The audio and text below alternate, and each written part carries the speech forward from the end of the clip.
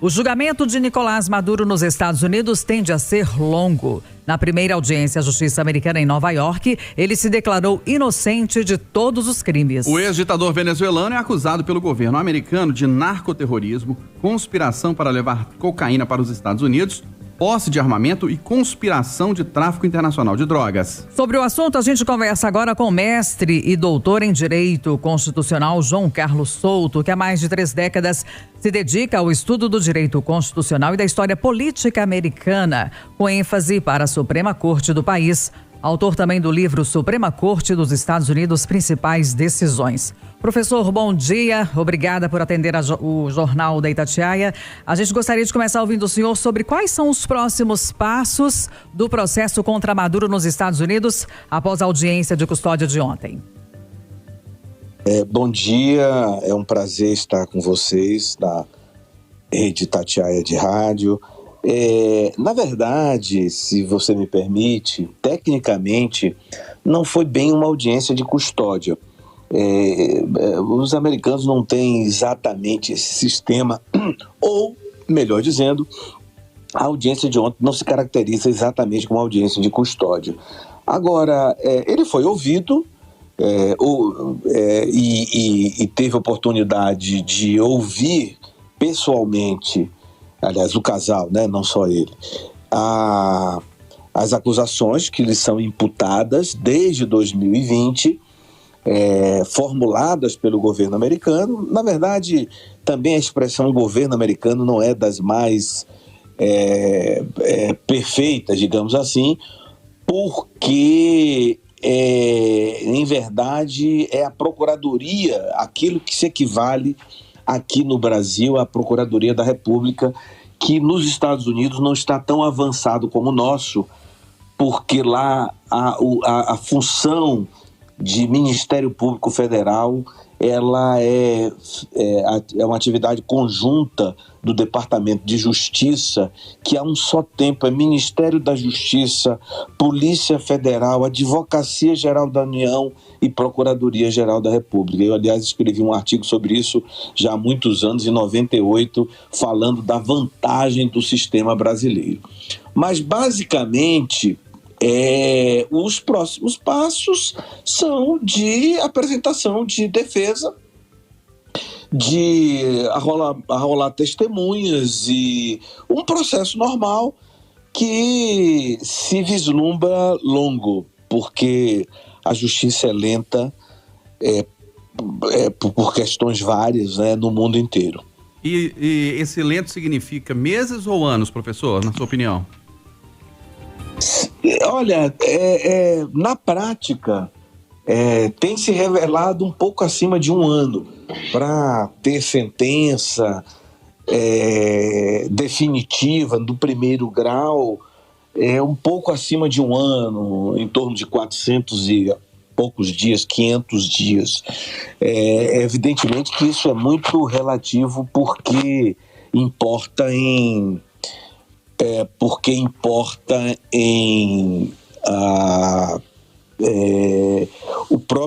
a própria complexidade do processo, né?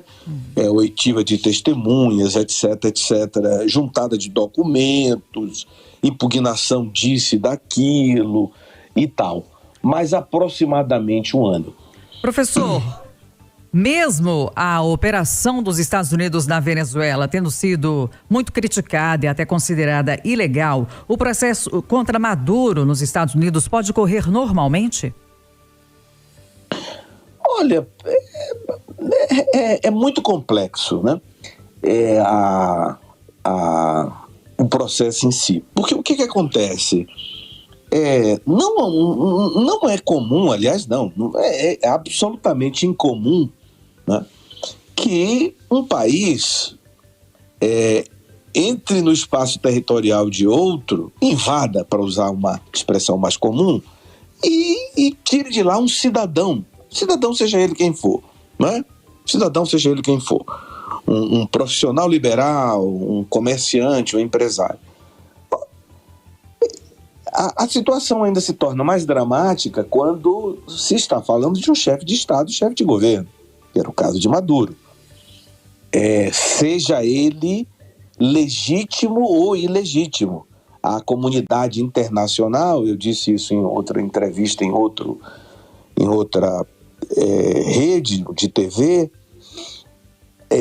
a comunidade internacional sempre encarou Maduro como, ou pelo menos nas 2 últimas eleições, como um presidente ilegítimo. Eu falei ilegítimo também numa entrevista a uma TV, algumas pessoas interpretaram como eu estava mencionando legítimo. Não, a comunidade internacional o recebia como um presidente ilegítimo, não legítimo. Ainda assim, não há razão, não há desculpa, não há excuse, né, para invadir o país e retirá-lo de lá. Agora, veja bem, embora seja fora de qualquer padrão, embora contrarie o direito internacional, o fato é que a justiça americana, desde o final do século XIX, no caso, os Estados Unidos, eles se referem aos casos não por número, mas por nome, né? Marbury versus Madison, Roe versus Wade, e por aí lá vai.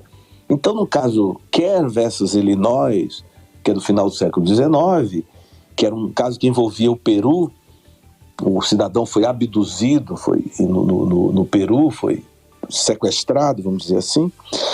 Aliás, essa é a expressão que a própria justiça americana utilizou. Professor. A justiça americana diz o seguinte: olha, se ele está diante de mim, se ele está diante do sistema judicial americano, se ele está aqui em solo americano, se ele está aqui no complexo judicial, né? Aqui o que nós chamaríamos de vara aqui no Brasil, né? Não vou discutir como ele chegou aqui. Sim. O importante é que ele está aqui. Então, a questão da ilegalidade, Eustáquio e Kátia, né? A questão da ilegalidade, ela é relativizada nos Estados Unidos, diga-se de passagem, por conta desse entendimento que eu citei só um caso. Depois desse, existem mais 2, um da década de 50 e outro da década de 90. Professor... Então, por lá, e por outro, perdoe, só para complementar, e por lá, quem é que ia argumentar a ilegalidade? Né? E como você vai argumentar? Você pode argumentar lá? Dificilmente eles vão aceitar em razão do precedente. Só para a gente concluir, professor, para a gente concluir, se ele for condenado, pode ser pena de prisão, prisão perpétua ou até pena de morte? Não, pena de morte não creio. Não vejo, a priori não vejo possibilidade dessa situação. Pena, seja lá perpétua ou não, ele vai ser condenado a uma pena pesada, porque se for condenado é tráfico de droga, tráfico de armas, etc, né? Então, efetivamente pode ser uma pena pesada. Não podemos descartar a possibilidade de uma pressão internacional, de um acordo, e ele ser eventualmente aceito para cumprir pena em outro país, num concerto internacional, que eu acho improvável. Mas, salvo engano, Noriega, que era presidente do Panamá e que foi também sequestrado, né, e julgado nos Estados Unidos, ele cumpriu parte da pena, o final da pena, no Panamá, tenho quase certeza. Professor João Carlos Souto, estudioso da Suprema Corte dos Estados Unidos, autor do livro Suprema Corte dos Estados Unidos, Principais Decisões. Obrigada pela entrevista, professor. Até breve.